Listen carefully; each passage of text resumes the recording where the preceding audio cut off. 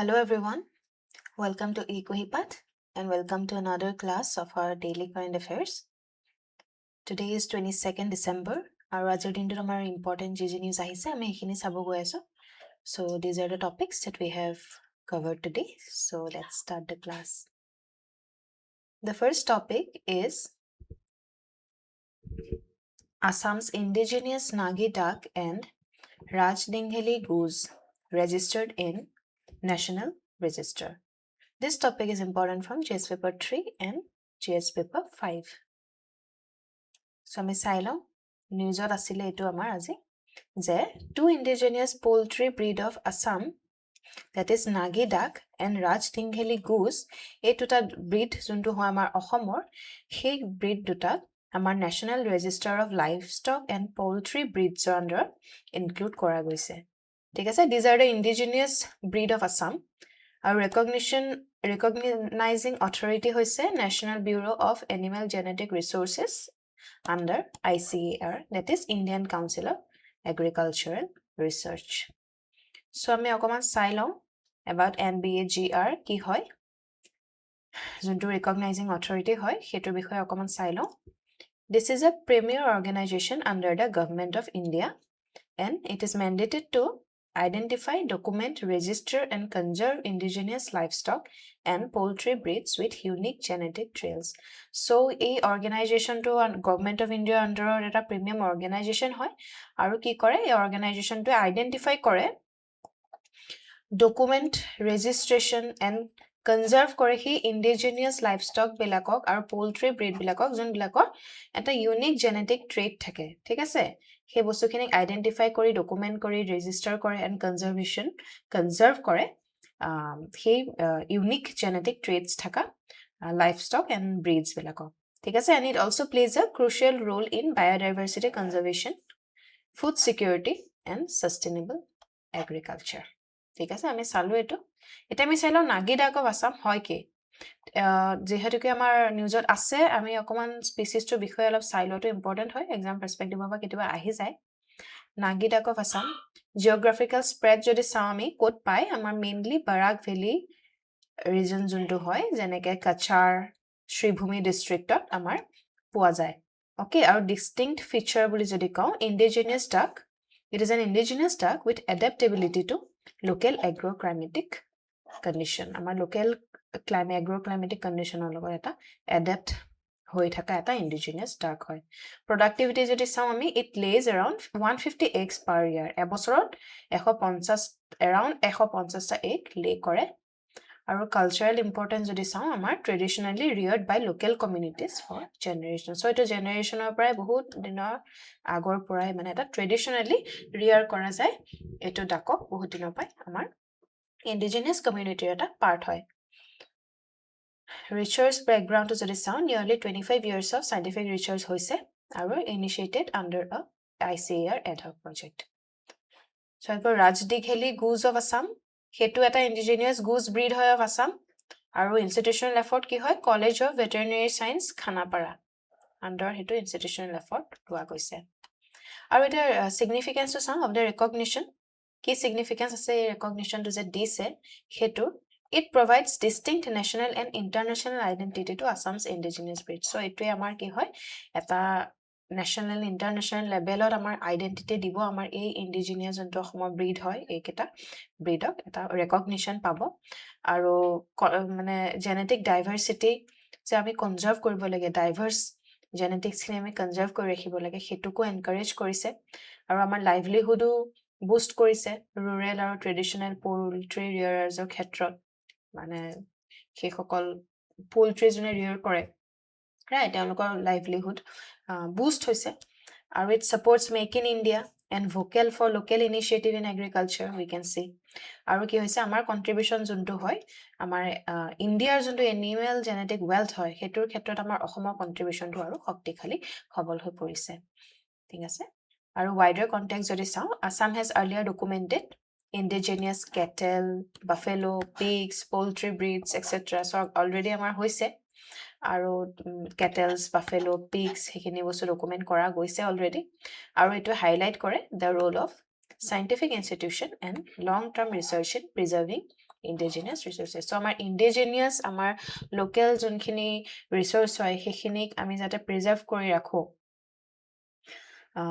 so সেই preserve কৰি ৰাখাৰ কাৰণে যোনখিনি মানে long term research হয় বা scientific institutioner যোনখিনি role আছে সেইখিনিকো ধুনীয়াকে highlight কৰিছে okay so that's it for this topic try to attempt these questions based on this now let's move on to the next topic PM lays foundation stone for 10,600 crore Namrup urea plant. This topic is important from GS paper 3 and GS paper 5. So আমি দেখা পালো এটা foundation stone lay কৰিছে Namrup urea plant 10,600 crore আমাৰ PM ৰ recent visit আমি গম পাইছোৱে হেতু আমাৰ নিউজত আছিলে আমি চাই লওঁ more information based on this news event to কি হয় Prime Minister Narendra Modi laid the foundation stone of a 10,600 crore ammonia urea complex at Namrup, Dibrugarh district, Assam. So, our Namrup, Dibrugarh district on eta 10,600 crore ammonia urea complex eta foundation karne lay down korise. This project is a major industrial and fertilizer sector boost for Assam and the Northeast. So, our eta major eta industry boost and fertilizer sector boost amar reflect korise etu project e amar Assamotu tar upori amar guti Northeast ote. ঠিক আছে আৰু Namrup urea plant ৰ বিষয়ে অকমান চাই লওঁ project cost মই কলোৱে location to Dibrugarh district Namrup type hole brownfield project that is within existing premises of BVFCL is a brownfield project our implementing agency hoise joint venture company যেনেকে Assam Valley Fertilizer and Chemical Company Limited okay our annual production jenu capacity hobo hetu 12 lakh metric tons of urea per year produce koribo 12 lakh metric tons okay our institutional background sailon jodi এই project kune develop koribo by existing premises of Brahmaputra Valley Fertilizers Corporation Limited and it aims to meet the fertilizer requirement of Assam and neighboring states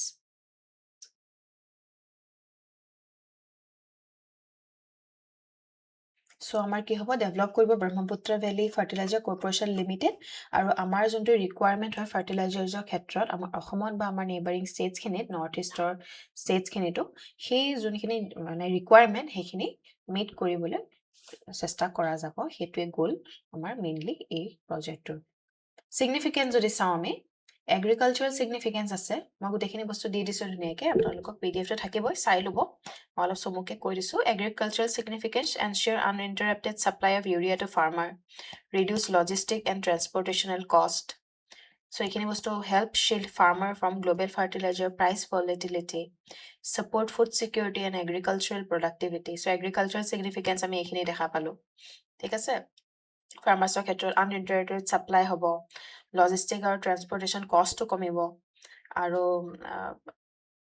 global fertilizer price যোনটো change হৈ থাকে হেতুৰ পৰা বচাব আমাৰ farmers সকলক food security support কৰিব then agricultural productivity বাঢ়িব right economic and regional development to আছে যেনেকে industrial development হ'ব আমাৰ upper Assam area to industrial development বাঢ়িব regional employment আৰু বাঢ়িব আমাৰ নৰ্থ ইষ্টৰ যোনটো ৰোল হয় আমাৰ ইকনমিক গ্ৰোথৰ ক্ষেত্ৰত আমাৰ গোটেই নেশ্যনৰ হেতু আমাৰ মানে আৰু শক্তিশালী হ'ব আৰু আমাৰ যোনটো আমাৰ ভিজন আছে আত্মনিৰ্ভৰ ভাৰত ভিজনটোৰ লগতো এলাইনড হৈ আছে ইনিচিয়েটিভটো দেন ষ্ট্ৰেটেজিক ইম্পৰ্টেন্স যদি চাওঁ আমাৰ ইণ্ডিয়াৰ এনুৱেল ইউৰিয়া ৰিকুৱাৰমেন্ট হৈছে 280 লাখ মেট্ৰিক টনছ আৰু domestic production increased from 255 to 306 lakh metric ton.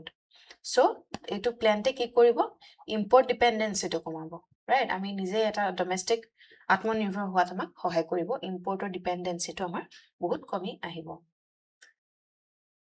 He highlight ki dise from PM's address jodi ami saum he called the day historic for Assam and the Northeast. Amar in into historic boli koise aru koise je eta long cherish eta dream juntu asile Namrup aru Dibrugarh ei project to hey dream to finally fulfill koribo aru emphasize korile kihor part Assam's rapid progress industrialization and manufacturing farmers welfare and as central to India's development reiterated the Northeast role as Assam's future growth machine hikini bostu upor focus korile ঠিক আছে ইয়াত ইমান বুজাব লগা নাই আমি বুজি পাইছোৱে পঢ়ি পেলাই related farmer centric initiative কি mention কৰিলে হেখিনি অকমান চাই লওঁ PM Kisan Samman Nidhi farmer centric initiative আমাৰ important হয় exam perspective of আমি জানিব লাগে সববিলাক টপিক সব ডাইৰেকশনত কি সববিলাক টপিকৰ আন্ডাৰত আমাৰ কি স্কিমছ আছে ইনিশিয়েটিভছ কি লোৱা গৈছে এই বস্তুখিনি আমি জানিব লাগে সো ফাৰ্মাৰ সেন্ট্ৰিক ইনিশিয়েটিভ যদি আমি চাও related to this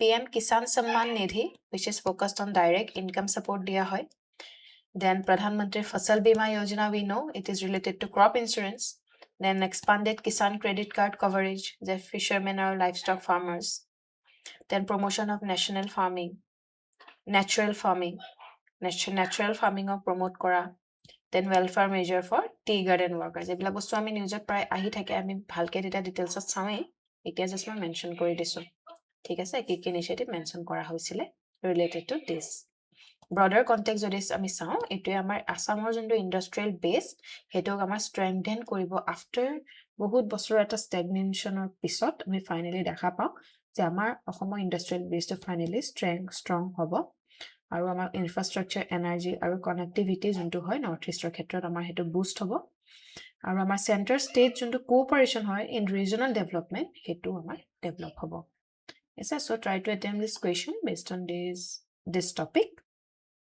so let's move on to the next topic geoparcy scheme this topic is important from GS paper 2 so আমি জানো আমাৰ এটা পাৰ্সি পপুলেশন টু ডিক্লাইন হৈ আহি আছে ৰাইট বহুত কম পপুলেশন আছে পাৰ্সিস সকল সো হেতু কাৰণে কি হয় হেতু কাৰণে এই স্কিমটো আনা গৈছিলে যাতে সেই পপুলেশন ডিক্লাইনটো আমি ষ্টপ কৰিব পাৰো by adopting a scientific protocol and structured intervention হেতুই হৈছে geoparcy scheme এটা নিউজত আছিলে কিয় a recent report submitted by the International Institute for Population Sciences has stated that the geoparcy scheme has been largely successful in reaching its intended population so it's a very good news etu bhal khobor bahut যে geoparcy scheme to jodi nijuntu initiative ana goisil hetu eta bahut successful hoise juntu population target kora goisil hetu reach hoise boli কোৱা হৈছে and this scheme aims to address the declining population of Parsi community in India ma kolwe etu je amar Parsi community population to bahut komi ahisil which was a matter of concern because of that initiative to ana goisil and it's a very good news that his initiative has been largely successful so far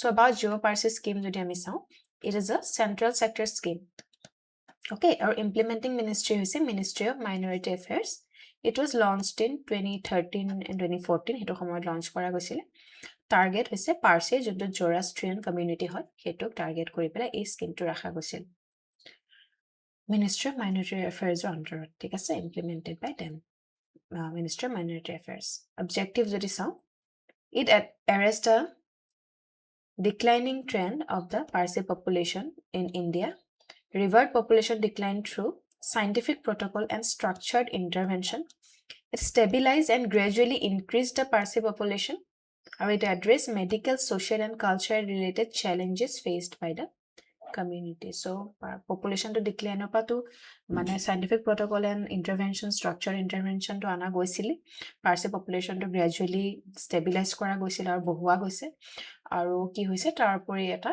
medical social and awareness related challenge junkhini face kore community to hekhini address kora hoise key component jodi ami saw of the scheme medical component jodi ami saw financial assistance dia hoy for medical treatment then infertility treatment to dia hoy special focus dia hoy hetu khetrot Parsi couples bilakor khetrot then health of the community incentive dia hoy to for Parsi couples to have more children or financial support dia hoy to dependent and elderly family member aru child rearing responsibilities or khetrot support kora hoy advocacy component jodi saw counseling service dia hoy for couples who are facing infertility or family related concern and outreach program hoy belak janege seminar medical camp publicity brochures advocacy films then use of social media platform to reach eligible Parsi couple effectively then implementation mechanism implemented through state governments supported by respective Parsi institutions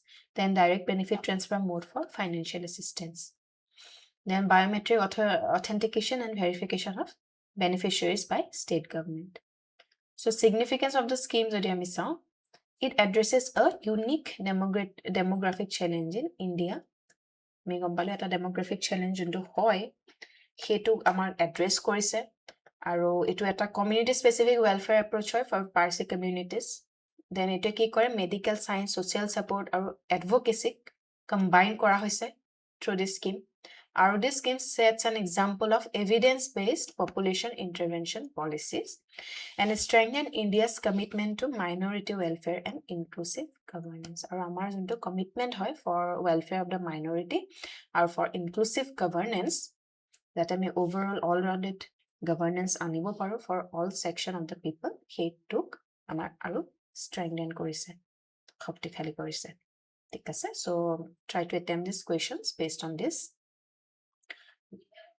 MCQ and a mains question related to this topic. So let's move on to the next topic. So Miss Sao, in the next topic too. India has topped the World Anti-Doping Agency's global list of offenders for the third consecutive year. So junto Anti-Doping Agency's junto global list uliai of offenders that amar third consecutive year of India top korise. Ami ei chart to ami sabo paru.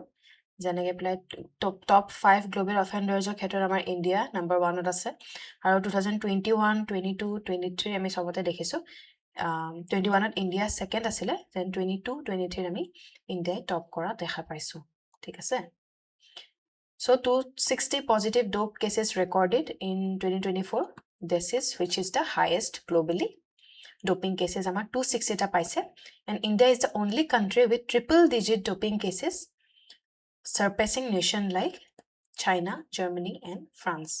So the issue casts a shadow over India's ambition to host the 2036 Olympic Games. So our ambition আছে যে 2036 Olympic to আমি host কৰিম এই ইস্যুটো এটা shadow cast কৰিছে বুলি কৈছে over this ambition. So doping list হয় কি doping list actually এটা prohibited list হয় হা it is a international standard এটা international standard হয় which is issued by the World Anti-Doping Agency WADA World Anti-Doping Agency এটা international standard issue কৰে যোনটো এটা doping list issue কৰে যোনটো এটা prohibited list বুলিও কয় that identify substances and methods banned in sports তাত মানে কি হয় identify কৰে কি substance কি method এটা sportsত ban হ'ব লাগে and the use of these substances is considered unethical আৰু he substance বিলাক যদি use কৰে সেইটো unethical consider কৰা যায় because it poses health risk ঠিক আছে healthৰ বহুত risk থাকে it affects health of the athletes and it provide a unfair advantage কিছুমান দিয়ে by consuming these substances by using these substances they can have an unfair advantage and it violates the spirit of sport ঠিক আছে so সেইটোৱে হৈছে doping list okay key data in comparison যদি চাও আমি India positive cases 260 2024 positive rate 3.6% আৰু China positive অকল 0.2% and conducts 3 times more tests than India so India's positivity rate is 18 times higher than China's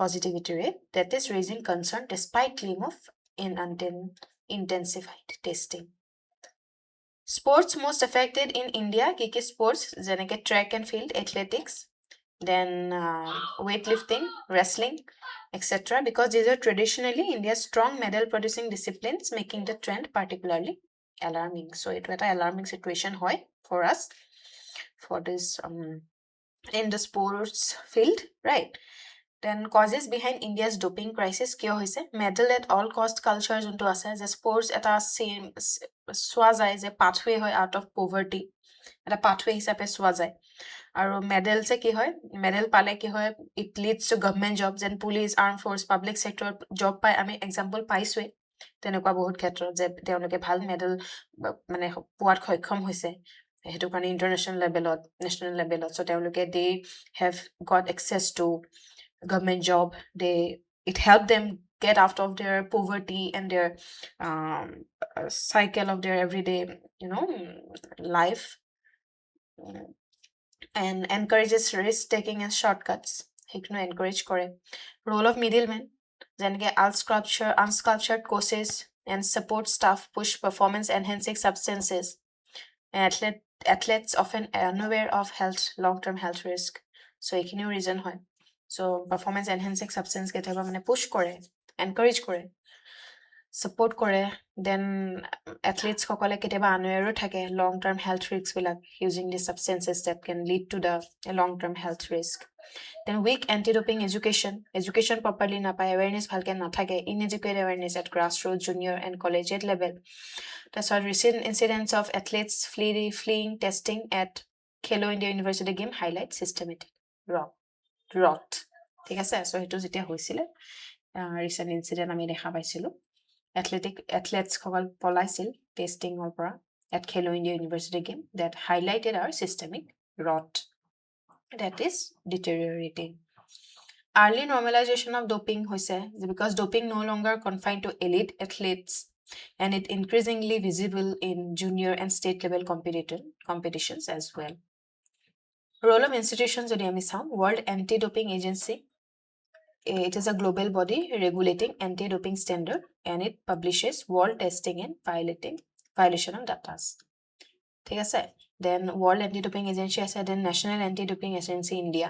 It is responsible for testing, awareness and enforcement, claims high number of increased testing, then has expanded education and outreach program. So এনেকুৱা initiative হৈ আছে যদিও আমি দেখা পাইছো আমাৰ ইণ্ডিয়াই ইমান ভাল perform ভাল মানে আমি মানে ইম্প্ৰুভমেন্ট আমি এটো ক্ষেত্ৰত আমি দেখা নাই, তাৰপৰি বেছিকেহে দেখা পাইছো।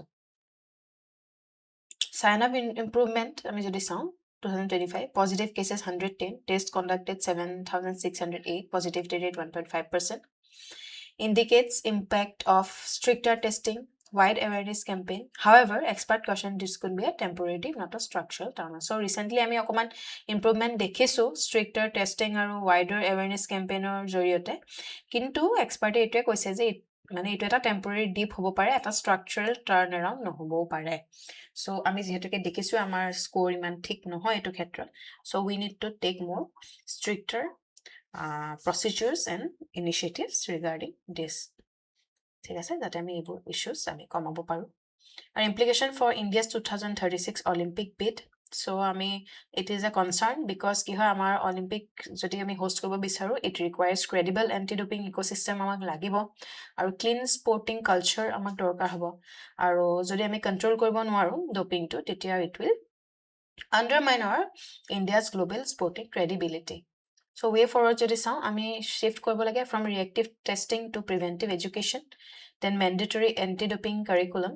Ami ki hoy reactive testing or preventive education or ami more focus koribo lage, ami শিকাব লাগে যে কি হ'ব পাৰে, যে মানে কিয় বেয়া হয় হেতু, যে আমি কিয় হেতু প্ৰিভেন্ট কৰিব লাগে, আমি কিয় ইউজ কৰিব নালাগে, হেতু ভালকে আমি awareness দিব লাগে, এডুকেশন দিব লাগে হেতুৰ ক্ষেত্ৰত। অকল টেষ্টিং টু কৰিলে ভয়ত কৰাতকে যদি আমি কনসিয়াস টু চেঞ্জ কৰিব পাৰো, মাইন্ডসেট টু আমি যদি চেঞ্জ কৰিব পাৰো, it will be more beneficial. আৰু anti-doping curriculum থাকিব লাগে for athletes, coaches, sports administrator, then stronger accountability হ'ব লাগে of support staff, then we should focus on ethical sports culture, not just medal tallies, and long-term monitoring হ'ব লাগে to sustain decline in positivity rate. Okay, so try to attempt these questions based on this topic. We will move on to the next topic, that is child marriages in India. Trends, gaps, and road to 2030. Ito amar ahisile news. So let's see. So this topic is important from GS paper 1 and GS paper 2. So the Union government has launched a 100-day awareness drive to mark 1 year of Bal Vivah Mukt Bharat Abhiyan. So Bal Vivah Mukt Bharat Abhiyan or 100-day 1 year mark hisabe eta 100-day awareness drive Union government launch korile. ঠিক আছে, আৰু India has reaffirmed its commitment to end child marriage by 2030 in line of UN Sustainable Development Goal. So আমাৰ United Nations Sustainable Development Goals into আছে হেতুৰ লগত line হৈ পেলাই ইণ্ডিয়াই আমাৰ reaffirm কৰিলে আমাৰ commitment to যে আমি child marriage end korim by 2030. And despite progress, uneven decline across state and socioeconomic group threaten the 2030 target. Jodio kisuman ame progress dekisu, amar etiao kisuman khetrot kisuman states or bas kisuman socioeconomic group or khetrot মানে uneven decline হৈ আছে, যোনটো এটা threat হয় আমাৰ 2030 target ৰ ক্ষেত্ৰত। Global context যদি চাও, ending child marriage is central to SDG 5, which is gender equality, right? Then target hoise eliminate all harmful practices including child, early and focused marriages. Indicator কি হয় percentage of women aged between 20 to 24 married before 18. So হেতুৱে চাই 20 to 24 marriage of women যোনসকল মানে 18 ৰ আগত বিয়া হৈছে 18 years ৰ আগত বিয়া হৈছে তেওঁলোক হেতু ইন্ডিকেটৰ হয় for this. UNICEF কি কয় 64 crore women globally were married as children. 64 crore women, can you imagine, worldwide 64 crore women were married as children. And India accounts for nearly 1/3 of global child marriages. So global child marriage or khetrat 1/3 amar India pa ami dekha pao, which is a matter of great concern. Our experts warn that failure will derail at least 6 SDGs. So jodi amar failure hoy eto khetrat eto 6ta SDG threaten koribo, jeneke amar poverty hok, health hok, education, growth, climate, peace heblak khetrote ami dekha pao je it will affect all these SDGs, growth and development.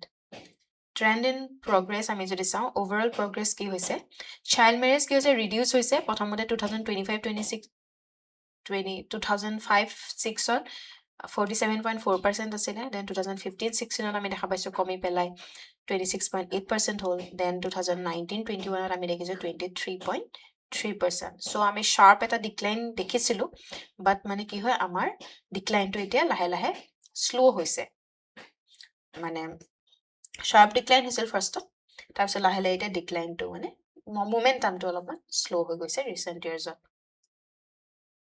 decline হোৱাৰ momentum টো regional variation যদি চাও highest আমাৰ ক'ত আছে west bengal ত 42% bihar 40 tripura 39 lowest যদি আমি চাও lakshadweep jammu and kashmir ladakh himachal pradesh goa nagaland.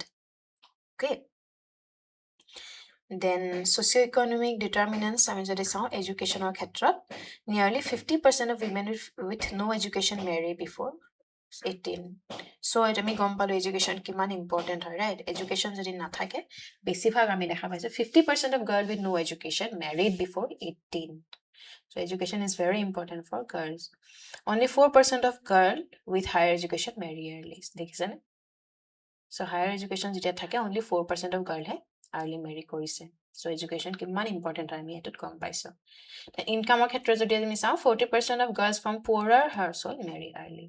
এটো ক্ষেত্ৰত আমি গম পালো যে poverty এটা বহুত great factor হয় কাৰণ 40% women who belong to poor families they marry early আৰু rich household only 8% হে early marriage কৰে.